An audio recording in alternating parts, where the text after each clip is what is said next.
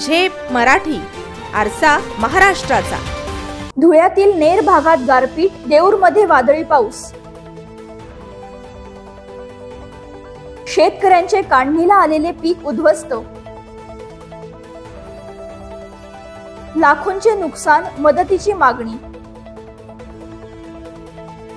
धुळे तालुक्यात बुधवारी संध्याकाळी 7 वाजेच्या सुमारास झालेल्या अवकाळी पावसाने भदाणे आणि नेर शिवारात गारपीट तर देऊर आणि कुसुंबा शिवारात वादळी पावसाचा तडाखा दिला।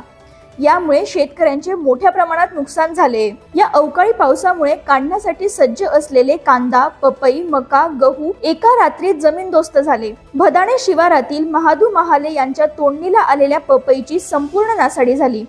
व्यापारी 12 रुपये किलो दराने पपई खरेदी करणार होते, मात्र अवकाळी पावसाने संपूर्ण पीक उद्ध्वस्त केले। त्यांचे सुमारे 8 लाखांचे नुकसान झाले आहे।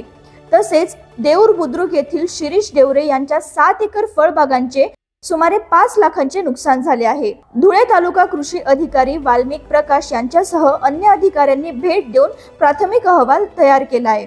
या पाहणीत माजी कृषी सभापती अरविंद जाधव, भाजपा जिल्हा उपाध्यक्ष शंकरराव खलाणे, जिल्हा उपाध्यक्ष भाऊसाहेब देसले, तालुका अध्यक्ष देवेंद्र पाटील, कृषी सहाय्यक चेतन शिंदे, सर्कल अधिकारी समाधान पाटील, तलाठी मयूर सोनवणे आणि अनेक स्थानिक नेते, अधिकारी तसेच नुकसानग्रस्त शेतकरी मोठ्या संख्येने उपस्थित होते। सरकारने या नुकसानाची तातडीने दखल घेऊन शेतकऱ्यांना मदतीचा हात द्यावा अशी मागणी होत आहे। प्रतिनिधी तुषार देवरे, झेप मराठी, देऊर।